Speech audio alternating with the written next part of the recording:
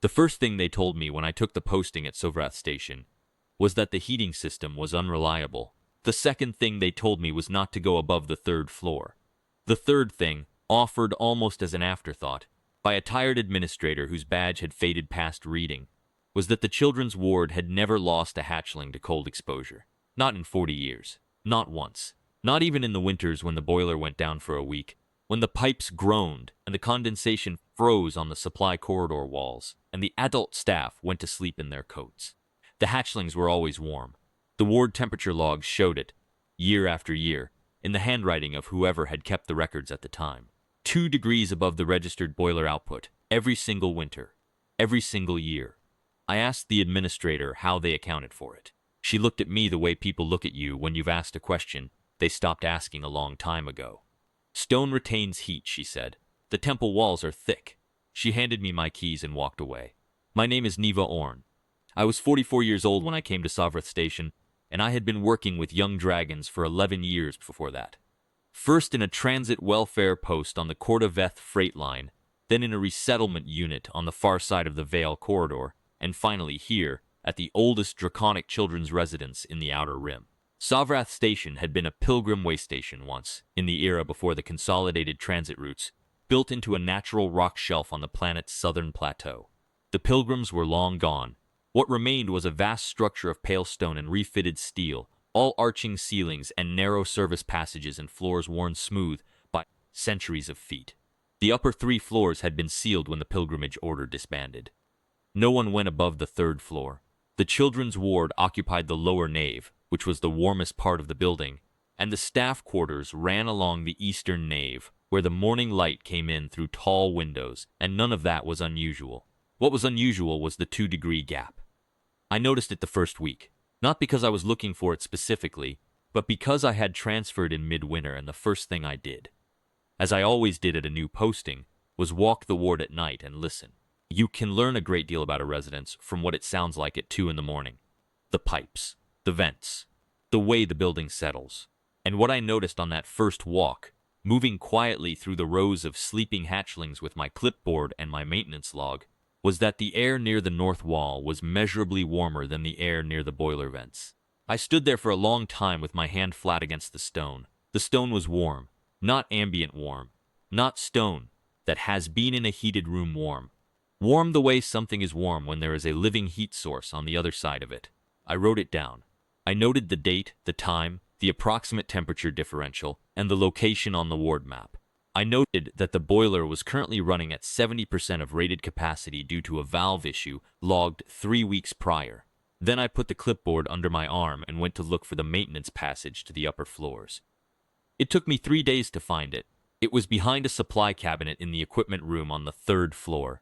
A cabinet that had not been moved in what appeared to be a significant number of years, given the state of the floor beneath it. The passage beyond was narrow, functional, stone-walled, with the original gas line brackets still bolted at intervals where the old supply lines had run. There was no light beyond the reach of my torch. There was, however, warmth. Steady, diffuse, sourceless warmth rising from somewhere above. I stood at the entrance for a while with the torch in my hand. Then I went back to the ward, finished my shift, wrote up the valve report for maintenance, and waited. I am not by nature a reckless person. I had been told not to go above the 3rd floor. The administrator had said it without particular emphasis. The way you say something you've said many times to many people who have all done the same thing. I assumed the upper floors were structurally unsound. I assumed the passage had not been used in years because there was nothing up there worth the risk. I made these assumptions honestly, and I held on to them for approximately 2 weeks, during which the weather got worse. Boiler dropped to 63% capacity, and the north wall of the hatchling ward remained, against all logic, consistently warmer than the boiler could account for. It was a hatchling named Vesh who finally decided it for me.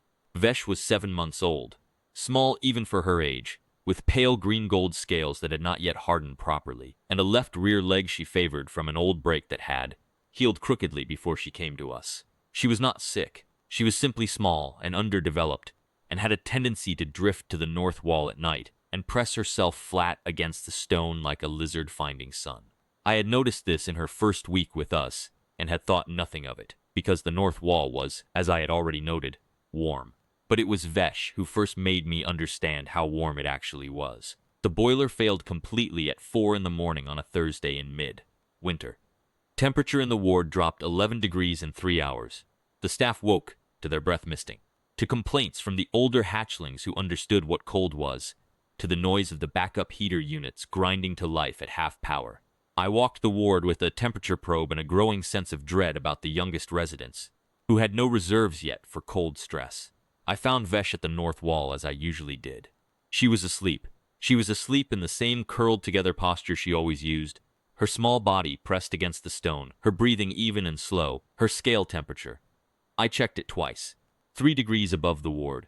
Ambient. Above the ward ambient. Not below it, not declining toward it, not struggling against it. 3 degrees above. The wall behind her was warm enough to feel through my glove. I went and got the maintenance keys. I moved the cabinet. I went up the passage.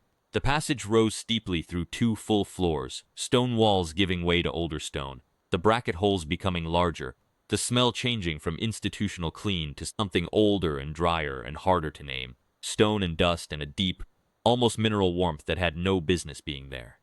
I moved slowly with the torch held low, watching for floor damage, listening. There was nothing to hear. No mechanical source. No hum of heating elements. No tick of pipe expansion. No movement of any kind. And then the passage widened, and I stepped through a low arch, and I was in the sanctum. I have been in a great many large spaces in my life. I have stood in freight hangar bays 300 meters long, in open-plan resettlement centers that could hold 1,000 people, in the main concourse of the Vale Corridor Transit Hub at rush hour. I say this because I want to be clear that when I say the sanctum was the largest interior space I had ever been in, I am not speaking loosely. It occupied the entire upper structure of the building, the full breadth and height of the original temple, the space that the pilgrimage order had built to be the center of their practice. The ceiling vaulted 30 meters above me. The walls, where I could see them in the torchlight, were covered in carved inscriptions I could not read. The floor was worn smooth and slightly warm underfoot, even through my boots. The torchlight reached about 20 meters before it gave out, which meant I could not see the far walls at all. What I could see was the floor, and the carved stone pillars running up to the vault above, and the quality of the darkness beyond my light, which was not empty. I knew it was not empty because of the warmth, which was stronger here than it had been anywhere in the passage, and because of a sound at the very edge of my hearing, at a frequency below comfortable identification. A long, steady, periodic sound. Slow, very slow, with a pause between each iteration that a person could have counted to 6 in. Breath. I held very still and aimed my torch carefully, moving it in small arcs, until it found the edge of the coil. The long slope of a flank, pale gold scales the size of roof tiles, a ridge of spine curving upward and away into the dark above. I moved the beam along the line of the body, and the coil went on in a way that reshaped my understanding of the room. The space I had thought was a large chamber resolved itself into something else. A space built at a specific scale. Round floor, high vault, dimensions that were not accidental. The pilgrimage order had not simply built a temple here. They had built a home. And in the center of that home, coiled in a resting configuration that must have been 2 decades in the settling into, was Soreth. I did not know her name then. I knew almost nothing then. What I knew was what my torch showed me. That she was enormous, that she was old, that she was alive, and that she was warm. I had been around dragons long enough to read the visible markers of age, the ash-pale gold of scales that have faded from whatever deeper color they had been. The deep ridging along the spine and the brow plates, where 100 years of growth had compacted into layered, stone-hard keratin. The breadth of the chest cavity, the mass of the folded wings.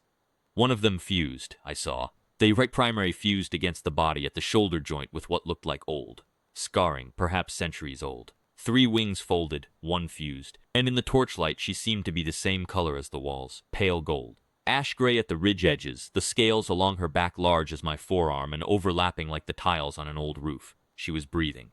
Slowly, the way very old dragons breathe. 1 long breath in, a pause, 1 long breath out. I could feel each exhalation even from across the room. And each exhalation was warm. Not hot, not the furnace heat of a young dragon's breath. Warm the way a hearthstone is warm after a long evening. Warm and steady and deliberate.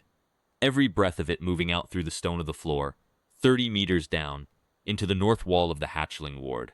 I stood in the entrance to the sanctum for a long time. Then her eye opened. It was the left eye that found me first. The right was lower, hidden against the curve of one massive forelimb. The left eye turned, slowly, and resolved me in its focus. And it was amber gold, and the pupil was a long, horizontal slit that contracted very slightly in the light of my torch. She looked at me with an attention that was not alarmed, not hostile, not even particularly surprised. She looked at me the way someone looks at you when you have arrived at a place they have been expecting you to arrive at for a while, and the only question is whether you are going to cause trouble or not.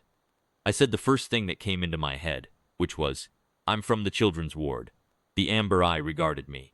"The boiler failed," I said. "I'm checking the heat differential in the north wall." A long pause. Then, very slowly, the great head moved, not toward me, sideways and down, resting her chin on the curved forelimb in a posture I recognized from the hatchlings in the ward below when they settled into sleep.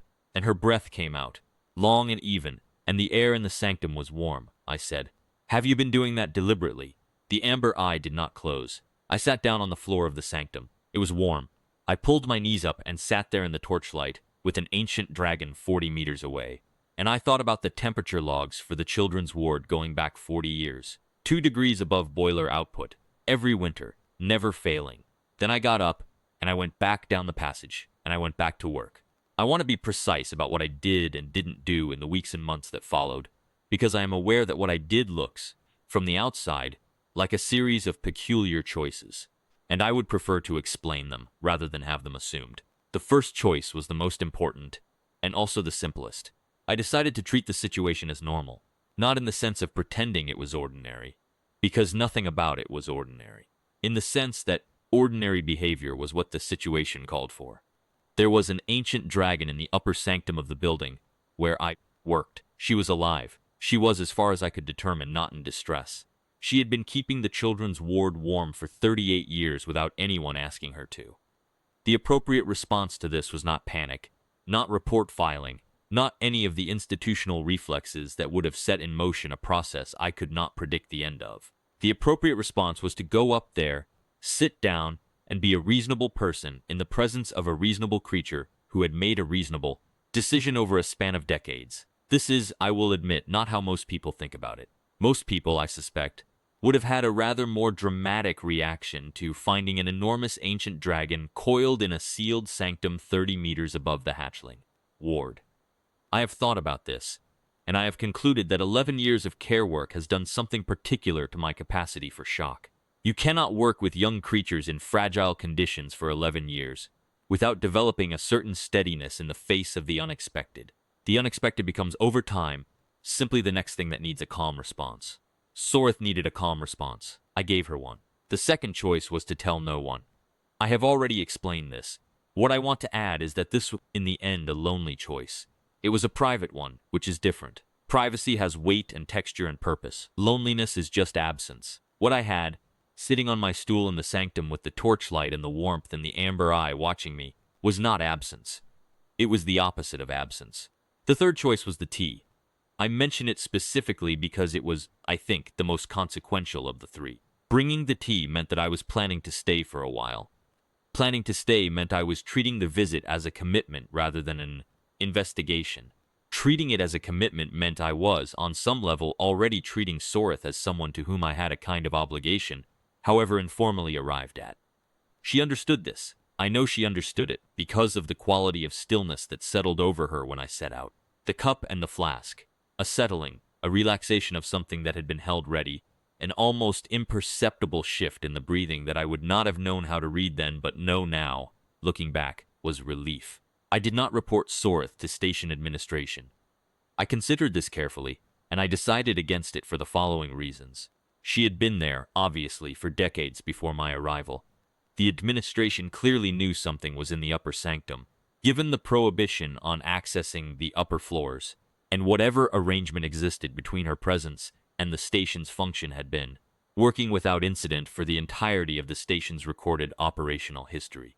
Reporting her would have triggered an inquiry that I did not know the outcome of, and the outcome I was most concerned about was that the warmth in the north wall would stop. I did not go back to the sanctum for 11 days, because I wanted to be sure that going back was a considered choice and not a reflex. When I did go back, I brought a flask of tea and a folding stool because the floor, while warm, was stone. Soreth was in the same position. The same amber eye found me in the same way, without surprise, without alarm. I set up the stool. I poured the tea. I said, "I'm going to sit here for a while, if that's all right." The amber eye regarded me for a long moment. Then it blinked. Slowly, the full lateral blink of a large draconic species, the nictitating membrane sliding across and back. I had seen that gesture in the hatchlings, when they were deciding whether to trust someone. I took it for what I thought it was. I sat for 2 hours that night. I did not speak again, and she did not move. I listened to her breathe and felt the warmth of it, and when I left I felt, for reasons I could not have articulated, that something had been settled between us. I went back twice the following week, and 3 times the week after that. By the 4th week I had started talking, not about anything in particular. I would sit on my stool and recount the events of the day in the ward below. Which hatchlings had eaten well, which had been difficult, who had a new development in their rehabilitation program. I talked about Vesh, whose leg was responding to the new treatment protocol. I talked about a young male we had recently received, very young, very frightened, who had taken 3 days to eat, and then had attached himself to an older hatchling like a second shadow. I talked about paperwork and maintenance schedules, and the particular difficulty of the water pressure on the 2nd floor. I talked the way you talk to someone who is not going to respond, not because you think they cannot hear you, but because you have decided that what you have to say is worth saying aloud, and their listening is enough. In the early months, the talking was mostly practical. Ward reports, maintenance notes, the kind of information I would have put in a log if there had been a log to put it in. I noticed gradually that these reports were not what she was most interested in.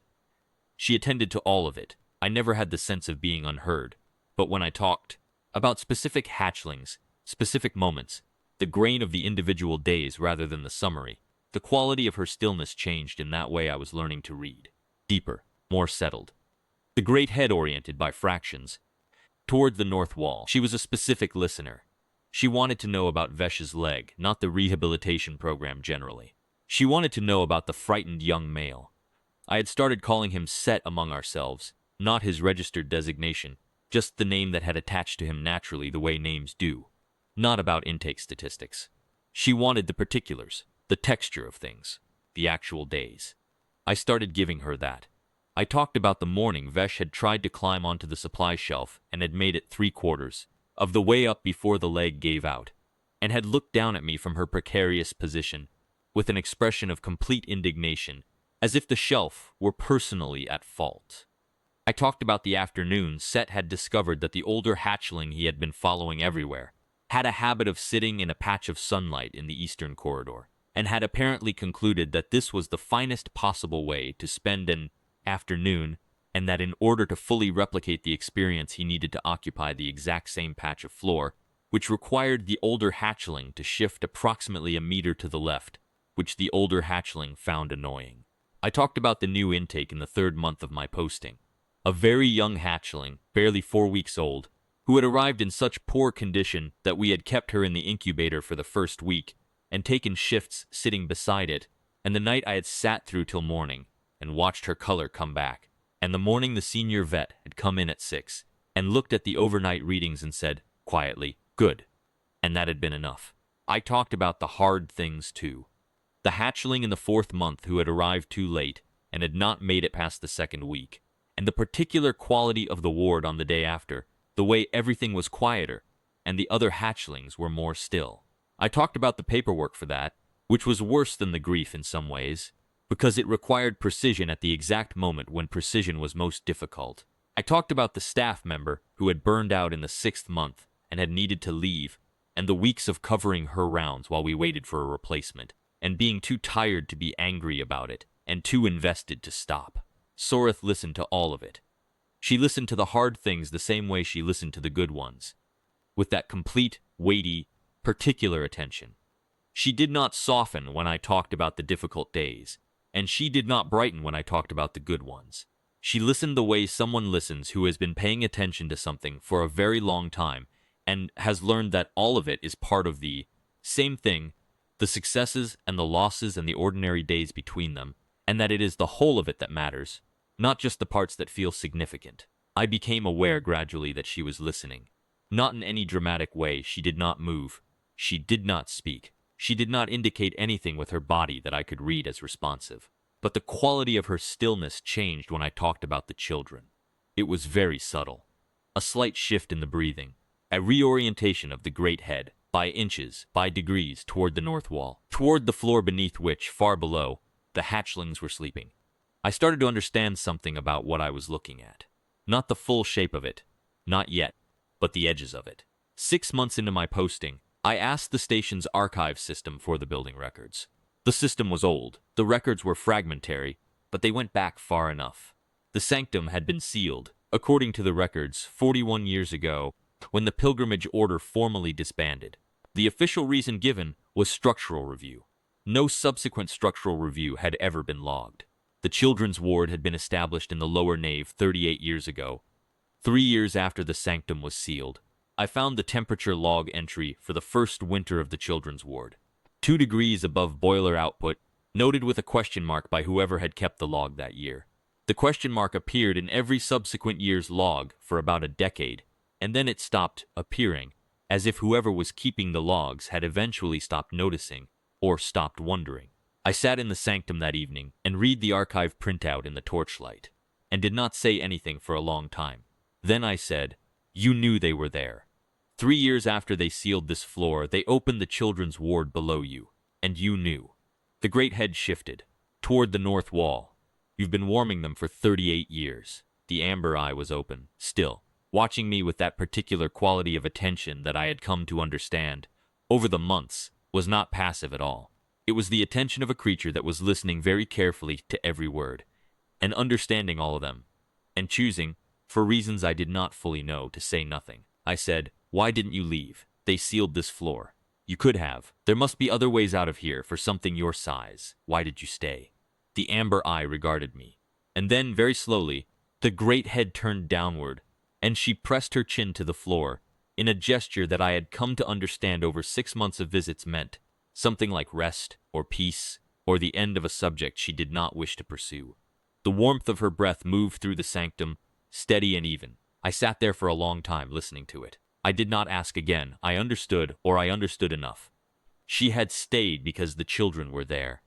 She had stayed because she could hear them through the walls, and she was warm, and it cost her nothing that she had not already decided to give. 6 months into my posting, I asked the station's archive system for the building records. The system was old. The records were fragmentary, but they went back far enough. The sanctum had been sealed, according to the records, 41 years ago, when the pilgrimage order formally disbanded. The official reason given was structural review. No subsequent structural review had ever been logged. The children's ward had been established in the lower nave 38 years ago, 3 years after the sanctum was sealed. I found the temperature log entry for the first winter of the children's ward. 2 degrees above boiler output, noted with a question mark by whoever had kept the log that year. The question mark appeared in every subsequent year's log for about a decade, and then it stopped appearing, as if whoever was keeping the logs had eventually stopped noticing, or stopped wondering. I sat in the sanctum that evening and read the archive printout in the torchlight, and did not say anything for a long time. I thought about the people who had kept those logs, the ones who had written the question marks. I thought about what it meant that the question marks had eventually stopped. Not because the phenomenon stopped, but because the people recording it had made a kind of peace with the unexplained. Had decided, perhaps without deciding, that whatever was keeping the children warm was keeping the children warm, and that this was enough to know, and that asking further questions was not going to make the children warmer, or the ward run better, or the work any easier. There is a kind of wisdom in that, and a kind of failure, and I have spent time since thinking about which it was. I think it was both. The wisdom of people who were tired and overwhelmed and coping as best they could, and who had decided to accept a gift without examining it too closely. The failure of not knowing what the gift cost. I was going to know what the gift cost. Then I said, "You knew they were there. 3 years after they sealed this floor, they opened the children's ward below you, and you knew." The great head shifted, toward the north wall. "You've been warming them for 38 years. The amber eye was open, still, watching me with that particular quality of attention that I had come to understand, over the months, was not passive at all. It was the attention of a creature that was listening very carefully to every word, and understanding all of them, and choosing, For reasons I did not fully know, to say nothing. I said, "Why didn't you leave? They sealed this floor. You could have. There must be other ways out of here for something your size. Why did you stay?" The amber eye regarded me, and then very slowly, the great head turned downward, and she pressed her chin to the floor, in a gesture that I had come to understand over 6 months of visits meant something like rest, or peace, or the end of a subject she did not wish to pursue. The warmth of her breath moved through the sanctum, steady and even. I sat there for a long time, listening to it. I did not ask again. I understood what I needed to understand. She had stayed because the children were there. She had stayed because she could hear them through the walls, and she was warm, and it cost her nothing that she had not already decided to give. What I did not understand, not then, was what it was costing her now. The change in Soreth was gradual enough that I might have missed it if I had not been paying close attention, and I had been paying very close attention for 11 months by the time it became undeniable. The first sign was the breathing. In the early months, her breath had been slow but steady, the deep rhythmic respiration of a very large, very old creature in repose. In the autumn of my first full year at Sovrath, it began to change, not dramatically, not in a way that would have been obvious to anyone who had not been measuring it, unconsciously, against the standard it had set. It became shallower. The intervals between breaths lengthened, not by much, but by enough. The second sign was the warmth. I first noticed it on a morning in late autumn when I went up to the sanctum before my shift and sat down on my stool and realized, after a few minutes, that the air felt different. Not cold, not even cool, just less. The same quality of warmth but at a slightly lower register, like a fire that has been burning for a long time and is now beginning to consider whether it might rest. The third sign was her eyes. For nearly a year, Soreth had looked at me with a quality of presence that I can only describe as complete. Both eyes, even the right one, which she rarely opened fully, the one that faced the floor, were consistently focused, consistently aware, consistently giving me that particular quality of attention that I had come to depend on more than I had realized I was depending on. In the winter of my second year, the right eye began to stay closed more often. The left eye remained open, but it had acquired a depth that was not quite distance, not quite absence. A depth that I recognized, having seen it once before, in the last weeks of a very old dragon at the transit welfare post where I had worked early in my career. That dragon had been 312 years old. I did not know how old Soreth was. I suspected the number was larger. I started going up every day. I told myself it was because the boiler was aging, and I wanted to monitor the temperature differential more closely. This was not untrue. It was also not the reason. What I actually did, sitting on my stool in the sanctum for an hour each day, was talk. I talked about everything. I talked in the mornings before my shift, going through the overnight temperature logs, and the maintenance notes, and the hatchling's progress with the same steady matter-of-fact reporting I had been doing for a year, but more of it, and more carefully. I talked about Vesh, who was walking without favoring the rear leg now, who had started pestering the older hatchlings for attention with a confidence that I found both exhausting and deeply satisfying. I talked about the young male who had arrived frightened and was now the loudest resident in the ward by a significant margin. I talked about the other staff, the maintenance schedules, the quarterly welfare review, the minor crises and the small victories that make up the texture of any day spent in care work. I talked because she was listening, and I was increasingly certain that my talking was something she wanted. Not needed, perhaps. Wanted, and she talked back. I want to be clear about what I mean by that. She did not speak. She had not, in all our time together, said a single word.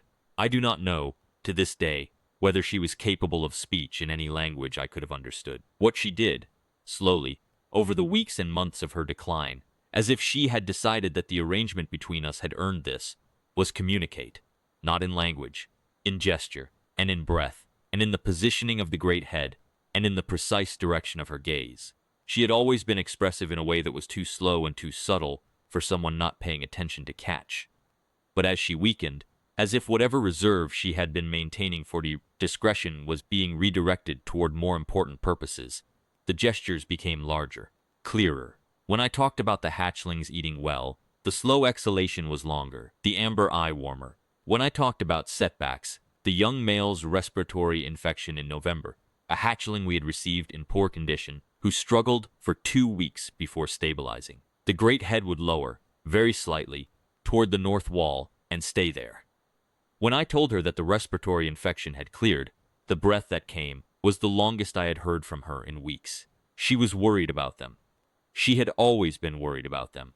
She had been worried about them for 38 years through the stone of the floor, unable to do anything except be warm. I started giving her daily reports the way you give reports to someone who has a right to know. I am not certain when the station administrator first noticed the change in my schedule. She mentioned it, at last, on a morning in late winter, mentioned it carefully, without accusation, noting only that I had been logging an additional maintenance check on the upper floors each day, and asking if there was something I had found that needed attention. I thought about what to say. Then I said, the heating differential from the north wall has been declining over the past few months. I've been monitoring it. The administrator looked at me for a long moment. She was a careful woman, Hendra Voss, the kind of person who has worked somewhere long enough to know which questions not to ask, and who asks them anyway when they need asking. She said, is it serious? I said, I think so. She said, what do you need? I said, I need the heating backup units tested and ready. All of them. And I need the supply orders for additional bedding and thermal insulation for the youngest residents. I paused. I also need you to leave me alone up there. Another long moment. All right, she said, and walked away. The warmth began to fail in earnest in early spring. It did not fail dramatically. It did not fail suddenly. It failed the way old things fail, gradually, with dignity, 1 degree at a time. The temperature logs for the north wall began to show the decline clearly, and the ward ambient temperature declined with it, and I ran the backup heaters, and added the bedding, and adjusted the sleeping arrangements to keep the youngest residents clustered near the units. And none of them suffered, and none of them knew why the change had happened, or what it was compensating for. I kept the logs precisely. I kept them the way a record needs to be kept, when the thing you are recording is irreplaceable and temporary and will be gone before long. I noted the temperature differentials with the same exactness I had always used, but now I noted them the way you note things when you are keeping a record for its own sake. Because the record is all that will remain. The numbers told a shape, and the shape was the shape of a long and dignified diminishment, and I wanted the record to be honest. Every morning I ran the full backup check. Heaters, bedding, the thermal readings at each sleeping position, the youngest residents flagged for close monitoring. Every evening I ran it again. I was not panicking. I was not frantic. I was doing what needed to be done with the same steady competence that the job had always required, because the job had always required it, and the fact that I was grieving did not change what the job required. This is the thing about care work that people on the outside sometimes miss. It does not stop for how you feel. The children need feeding at the same time regardless. The temperature checks happen at the same hour. The log gets written up. You keep going, and the going is itself a kind of answer to the grief, a way of honoring what you are losing by refusing to let it take anything with it.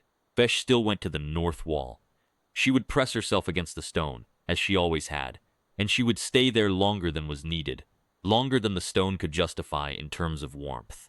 I watched her do it one evening, and felt something tighten in my chest that I did not have a name for. Upstairs, I sat on my stool and I did not talk. There did not seem to be much left to say, and what needed saying did not fit into words.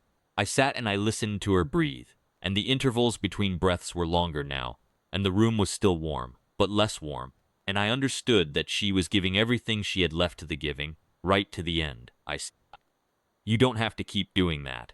I have the heaters running. They're all warm. The amber eye was open, watching me. I've got them, I said. It's all right, I've got them. The amber eye was still for a long time. Then the great head moved slowly, and she pressed her chin to the floor, and her breath came out long and even, and in it was something I can only describe as relief. The deep, exhausted relief of something that has been holding on very tightly for a very long time, and has just been told it is permitted to rest. She was still breathing when I left that night. She was still breathing when I came in the next morning. The ships came on a Tuesday. I was in the ward doing the morning feeding round when the station's proximity alert sounded. Not the emergency alarm, but the arrival notification, the low tone that indicated incoming traffic on the main approach. I was not aware of any scheduled arrivals. I finished the feeding round, handed the log to the senior carer on shift, and went to the administration office. 9 ships. That was what the display was showing. 9 vessels in holding formation at the outer approach, waiting for clearance, all of them reading as Draconic class on the registry. Not military, not freight, No registration codes I recognized. Hendra was already in the office, looking at the display with an expression I had not seen on her face before. She looked, I realized, like someone who has been waiting for something for a very long time and has just seen it begin to happen. I said, "Do you know who they are?" She said, "Yes." Then she said, "Clear the upper corridor. I'll meet them at the bay." I said, "How long have you known?" She was quiet for a moment. Then she said, "I was told, when I took this posting, that there was an occupant in the upper sanctum, that she was old, that she had been there longer than the station had been a children's residence. I was told that if ships ever came asking for her, I was to receive them well." I said, "Who told you that?" She said, "The administrator before me." "Who was told by the administrator before her?" She looked at me. "I knew about the passage, Neva. I knew you'd found it." I did not ask because she stopped, because it seemed like something that was working. I stood there for a moment. She said, "Clear the upper corridor." I cleared it. The first of them came through the bay doors 2 hours later. He was old. Not Soreth old. Nothing I had ever seen was Soreth old, but old in the way the senior ancients are old, the ones who have been around long enough to know what everything costs and have stopped pretending otherwise. His scales were deep rust red, faded at the edges to something closer to ochre, and he moved with the careful, deliberate weight of something that has learned to compensate for the protest of old joints without appearing to compensate. Behind him came the others, 1 by 1, 2 by 2. 9 delegates in total, all of them old, all of them large, all of them scaled in the varied colors of different descent lines. They filled the corridor the way mountains fill a valley. They made no sound except the sound of their movement. He stopped when he saw me. Not the way you stop when you see an obstacle. The way you stop when you have arrived somewhere and found what you came for. He said, in excellent standard common, with an accent I did not recognize, "You are the keeper of the ward." I said, "I'm the senior carer, yes." He said, "You go above." It was not a question. I said, "Yes." He said, "For how long?" I said, 11 months since I found the passage. She has let me come since the second visit." He looked at me steadily. "She let you come," he said. "Not permitted you. Let you." I considered the distinction. It was a real one. "Yes," I said, "that's right." He was quiet for a moment. Then he said, "She sent word. 20 years ago. She told the conclave that she had found the one who kept the children. We have been waiting to meet you." I did not know what to say. I stood in the corridor with my feeding round clipboard still in my hand and the 9 oldest dragons I had ever seen, arrayed behind this one, all of them looking at me with an attention that was not hostile, not threatening, but vast. The attention of things that have been alive long enough that their attention has weight. I said, 20 years ago I hadn't been posted here yet," he said. "She meant the one who would come. She has always known things at a distance." A pause. "She is dying." "Yes," I said, "she is. Will you take us to her?" I stood there for a moment. Then I said, "She's not easy to reach. The passage is narrow. Some of you won't fit," he said quietly. "We know the way." I took them up. I held my torch and went first through the passage, which was indeed too narrow for most of them, and I heard behind me the sound of stone moving, very slowly and very carefully, as old and practiced bodies found the way through. The passage, it turned out, was not the only way in. There were other approaches, older ones, built into the structure of the building in ways I had not found, and by the time I came through the arch into the sanctum, 3 of them were already there. Soreth was awake. Both eyes were open. I went to my stool and sat down, because I did not know what else to do, and because the stool was where I sat, and that felt important. I sat and I held my clipboard, and I watched the old rust-red delegate move across the floor of the sanctum, slowly, with that careful, deliberate weight, and stop at a distance from Soreth that I understood to be a formal distance, a respectful one. He spoke to her, not in common, in something older, something that I could hear the shape of but not the meaning, a language of low tones and long resonances that seemed to come from somewhere in the chest and move through stone as much as air. And Soreth answered. The first sound I had ever heard her make in all our time together. A long, low tone, barely above the threshold of hearing, that moved through the floor of the sanctum and into my stool and into my hands and into my sternum. They spoke for a long time. I did not understand a word of it.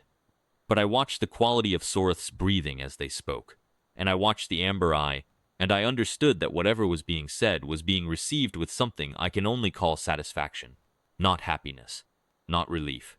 Something quieter and more final than relief, the satisfaction of a thing that has gone the full length of what it set out to do. At some point, the rust-red ancient turned back to me. He He said, she asks me to tell you things. With your permission. I said, go ahead, he said. She says that in 38 years she never heard a hatchling in your ward die of cold. She says that she heard you, 11 months after your arrival, moving through the passage for the first time, and she recognized you by the way you moved. She says, a pause, and something I could not read crossed the ancient face. She says you walked as if you were listening. I sat with that for a moment. He went on. She says that when you came back the second time with the flask of tea, she understood that you intended to stay. She was glad of it. She has been glad of it every day since, I said. I was glad of it too. He looked at me for a long time. Then he said, she says to tell you her name. It is Soreth of the Keth Sorveth descent, last of the Voreth ancient line at this station. She has been here for 94 years. The pilgrimage order who built this place knew her. Their children knew her. Their grandchildren sealed this floor because they were afraid of what the world outside had become, and she let them, because the children below were more important than the door. 94 years. I thought about the temperature logs. I thought about 40 years of 2-degree differentials, and 38 years of hatchlings who did not die of cold, and the question mark that eventually stopped appearing in the records when whoever was keeping them stopped noticing. I said, what does the conclave want? He said. To honor what she has done, to record it, and to ask you a question, I said. Ask it, he said. When she is gone, the warmth in your north wall will go with her. The conclave wishes to know what you will need. I thought about the backup heaters already running. I thought about the insulation orders I had already placed. I thought about Vesh pressing herself against the stone. I said, I know what I need. I've been preparing for it, he said. Yes, she told us you would say that. He paused. And for the first time something moved in the ancient face that I could read straightforwardly, without translation. It was something like awe. She said you started preparing the day you understood she was declining. She said you never once asked her to stop. You just arranged for what would come after. Another pause. She wants to know if you understood what you were doing. I thought about sitting in the sanctum at the end of winter, telling Soreth that I had the heaters running, that I had them. I thought about the long breath she had let out after. The relief, I said. I understood that she had been carrying something for a very long time, and that she needed to know someone else had it. That's all. He was quiet for a long time. Then he said, she says she has a name for you, if you will take it. Not a recognition name. The conclave does not name the living lightly, and she has asked that we observe the old form, which requires your consent. The name is Kethova. In the old tongue it means the one who warms the next keeper. I sat with that. I said, the next keeper, he said. There will be another after Soreth. In time, when another of the line chooses to return to a place where young dragons are tended, they will come here, or somewhere like here. They will find someone who warms the ward and listens at the walls, and they will know the name. I thought about Vesh at the north wall. I thought about the 7 months of small green gold scales pressed against the stone. I thought about a hatchling learning, without knowing it, what warmth is. I thought about something else too. I thought about the administrator before Hendra, and the administrator before her, and the question mark in the temperature logs that had eventually stopped appearing. I thought about what it would mean for a hatchling who grew up pressing herself against a warm wall to later, perhaps, press herself against another wall in another place and feel something familiar in the stone, and stay. I said, will she know the name? If a hatchling who grew up here, if one of them, later, in their own life, in their own work, he said. The ones who grew up in the warmth often find their way back to it. It is not a certainty, but it is a pattern the conclave has observed over a very long time. He paused. It is why Soreth stayed, not only for the children who were here, but for what the children might become. I sat with that for a long time. Then I said, I'll take the name. He inclined the great rust-red head, I said. What does the conclave need from me, for the record? He said. Nothing you haven't already done. You will continue to care for the ward. The conclave will note that the keeper's name has been given. The rest is yours to decide, I said. And Soreth, he said, we will stay until she is ready. We will take the record of what she did, and we will carry it. The conclave keeps its own accounts. A pause. She wanted you to know what she did was not a sacrifice. She wanted you to understand the difference. A sacrifice is something you give up. What she did was something she chose to do because it was the only thing worth doing with what she had. She does not want to be mourned for it. I thought about sitting in the sanctum in early spring, telling her I had the heaters running, that I had them. I thought about the long breath that had come after. Not the breath of something finally released from a burden. The breath of something that had been carrying something it loved and had been permitted, with complete confidence in who it was handing it to. Rest, I said. I know, I understood that, he said quietly. She knew you did. I went back to my stool after that, and I sat, and the conclave arranged itself in the sanctum, in whatever formation they had come here to hold, and they spoke in the old tongue for hours, and Soreth breathed, and the room was warm. She died on a Thursday morning, before dawn. I was there. I had been there all night, sitting on my stool, and somewhere in the small hours I had stopped trying to stay awake, and had simply sat with my eyes closed, and my hands folded in my lap, and listened to her breathe. When the breathing stopped, I knew it immediately, the way you know a sound has stopped that you had been hearing for so long it had become part of the texture of the air. I sat there for a while in the quiet. Then I got up, and I went to her, which I had never done before. I had always sat at the distance she had set, at my stool across the room, and never crossed it. I crossed it now. I put my hand flat on the great pale gold flank where the scales were still warm, and I stood there for a while. Then I said her name, Soreth, of the Keth Sorveth descent. Soreth, who had been in this place for 94 years. Soreth, who had heard young dragons sleeping through 30 meters of stone and had spent herself keeping them warm. Soreth, who had waited 20 years for the person she had promised the conclave was coming, and who had, in the end, been right. I went downstairs. The ward was quiet, all of them sleeping. The backup heaters were running, and the ambient temperature was holding, and I walked the rows slowly with my clipboard and checked every hatchling, every bedding layer, every temperature reading. Vesh was at the north wall. She was asleep, curled against the stone, which was, for the first time in my 11 months at Sovrath Station, simply stone. I stood there for a moment. Then, I went and got an extra blanket from the supply room, and I folded it carefully, and I laid it around Vesh without waking her, tucking it in at the edges the way you do when you want the warmth to hold. She didn't stir. She just breathed, small and steady, her scales soft against the stone. I made a note in the log. I noted the date, the time, the ward temperature, all of it. At the end of the notation, in the column where the old keepers had once written their question marks, I wrote, warm enough. Then I went to start the morning round, because the day was coming up, and the hatchlings were going to wake hungry, and I had work to do.